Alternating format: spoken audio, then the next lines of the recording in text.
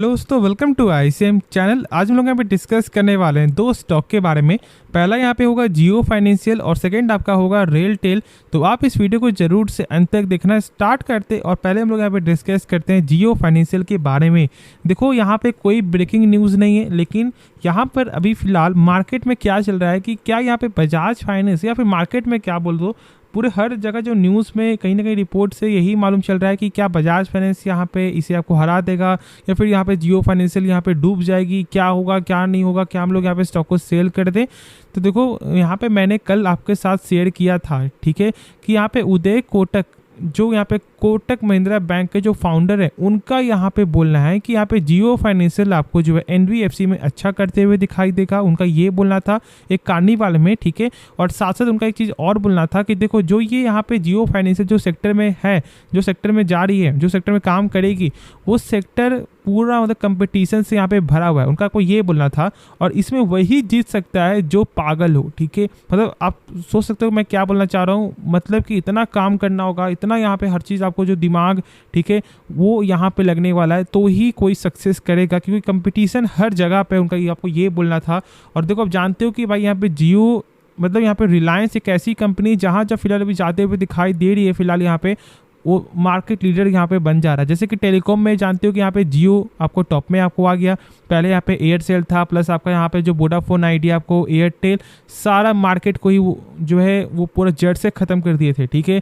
Price को इतना down कि लोग मतलब अट्रैक्ट आपको हो गए थे। और अभी आप जानते हो कि यहाँ पे जियो जो है सबसे टॉप में आपको खड़ा है और उसके बाद यहाँ पे भारतीय एयरटेल है। तो मेरे हिसाब से आपको पेशेंस रखना यहाँ पे ज़रूरी है।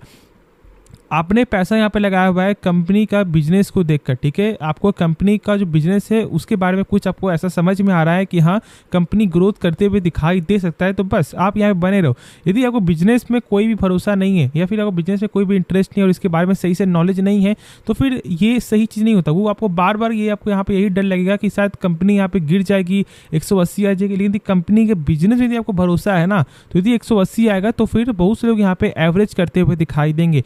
अब देखो जब तक यहाँ पे क्वार्टर का रिजल्ट जो सामने आते हुए दिखाई नहीं देगा, जब तक यहाँ पे कंपनी का बयान आते हुए दिखाई नहीं देगा, जब तक यहाँ पे कुछ न्यूज़ नहीं आएगा आपको कंपनी के रिगार्डिंग, तब तक स्टॉक इसी तरह से यहाँ पे अप्स एंड डाउन देखने को मिलेगा। और आप जानते हो कि यहाँ पे तो आपको जो है यहाँ पे बड़े बड़े नाम, ठीक है, स्टॉक को बाय करते हुए दिखाई दी, जैसे कि आपको म्यूचुअल फंड प्लस यहाँ पे प्रमोटर जो एंटिटी है उनका भी यहाँ पे बाइंग स्टेक यहाँ पे गेन होते हुए दिखाई दे रहा है।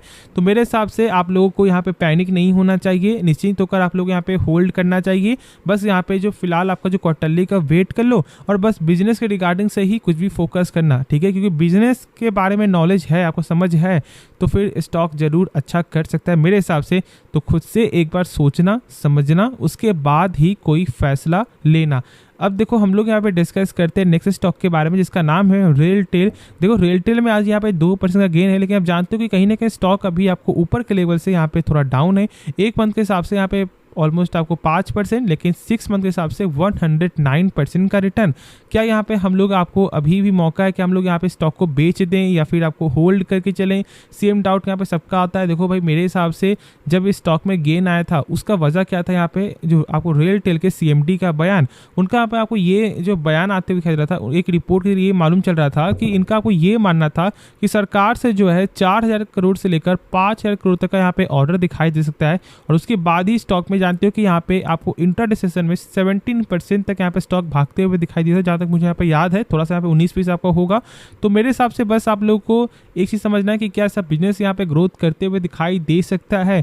और देखो आप जानते हो कि यहाँ पे रेलवे सेक्टर अभी भी ऐसा नहीं हुआ है कि हाँ भाई बहुत ज़्यादा यहाँ पे रिटर्न है या फिर बहुत काम यहाँ पे हो चुका है, नहीं, अभी बहुत ज़्यादा यहाँ पे काम बाकी है। और आपको इंफ्रास्ट्रक्चर जब यहाँ पे गेन होते हुए दिखाई देगा तो हर जगह यहाँ पे इंटरनेट कनेक्टिविटी भी तो दौड़ते हुए दिखाई देगा, और इसलिए उनका आपको ये बोलना था। और आप जानते हो कि यहाँ पे फिलहाल तो आपको 6 स्टेट में यहाँ पे जो है पैसा भी आपको लगने वाला है, जो ऑलमोस्ट 32,500 करोड़ है, जो यहाँ पे आपको जो है एक बयान में आते हुए दिखाई दे रहा था अपने देश के जो आपको रेलवे मिनिस्टर्स के द्वारा, ठीक है। तो मेरे हिसाब से तो बस यहाँ पे यही चीज़ आपको मानना चाहिए कि ग्रोथ यहाँ पे है और पोटेंशियल है। बस यहाँ पे अभी क्या करना चाहिए, तो देखो अभी एक चीज़ को यहाँ पे समझो, फ्रेश एंट्री यदि आपको लेना है तो लॉन्ग टर्म पर्पज से यहाँ पे जाना पड़ेगा। शॉर्ट टर्म में भी रिटर्न मिल सकता है, फॉर द लॉन्ग टर्म में रिटर्न आपको मिल सकता है, लेकिन अप्स एंड डाउन यदि आप यहाँ पे डर रहे हो, मतलब कि कंपनी के बारे में आपको नॉलेज नहीं है और यदि कंपनी का बिजनेस मॉडल यदि आपको पसंद नहीं है तो फिर आप लोग को यहाँ पे बाय नहीं करना चाहिए। और यदि आपको बिजनेस के रिगार्डिंग कुछ भी कंपनी के बारे में नॉलेज, यदि आपको ऐसा लगता है कि जहाँ पे स्टेट में आपको जो स्टेशन ओपन होते हुए दिखाई देगा उसमें यहाँ पे कनेक्टिविटी आगे बढ़ते हुए दिखाई देगा, तो यहाँ पर रेल टेल का अच्छा खासा काम है, इनका जो रेवेन्यू गेन होते हुए दिखाई देगा, तो फिर आपको जरूर से बने रहना चाहिए। और देखो यदि हम लोग कुछ कंपनी का बेसिक फंडामेंटल यदि गौर करें ना तो यहाँ पे ROC जो है वो 16% का है। मतलब कि कंपनी यदि अपने ऊपर पैसा लगा रहा है ना तो उसका वही पैसा एक साल के हिसाब से 16% यहाँ पे ग्रोथ हो रहा है, जो एक गजब का नंबर है, इसमें कोई भी शक मत रखना। और खास तौर से यहाँ पे देखो कंपनी का पेग रेशियो जो यहाँ पे 10.3 है। इसका मतलब क्या होता है? देखो पेग रेशियो यहाँ पे बहुत ज़्यादा है, मतलब कि कंपनी का वैल्यूएशन के हिसाब से प्राइस यहाँ पे बहुत ज़्यादा यहाँ पे दिखाई दे रहा है। मतलब कि ये भी बहुत सस्ते दाम में नहीं ट्रेड कर रहा है, ये बहुत महंगे दाम में ट्रेड कर रहा है। तो क्या हम लोग यहाँ पे छोड़ दें? तो बस मेरा यही आपको मानना है कि बिजनेस के रिगार्डिंग से ही स्टॉक को बाई करो। नहीं पसंद आ रहा है, ठीक है, तो फिर छोड़ दो। या फिर आपको कंपनी का फंडामेंटल से गौर करना है तो भाई कंपनी का आपको ROC सारा कुछ यहाँ पे सही है, बस यहाँ पे वैल्यूएशन थोड़ा सा महंगा है और इसलिए पेग रेशियो यहाँ पे ज़्यादा दिखाई देता है। तो यदि ऐड करना है तो 15% या फिर 20% कर करके ऐड करना है, स्टॉक करेक्ट होगा तो फिर उस समय भी आप यहाँ पे बाई कर सको, ठीक है। तो रिस्क मैनेजमेंट को कभी भी मत भूलना क्योंकि पेग रेशियो यहाँ पे थोड़ा सा ज़्यादा जो है दिखाई दे रहा है। तो होप आपको ये वीडियो पसंद आया होगा। बाकी आपको इस वीडियो में कुछ भी सीखने को मिला तो आप इस चैनल को सब्सक्राइब कर सकते हो और साथ साथ आप इस वीडियो को लाइक भी करना। तो मिलते हैं नेक्स्ट वीडियो में, तो तब तक के लिए धन्यवाद।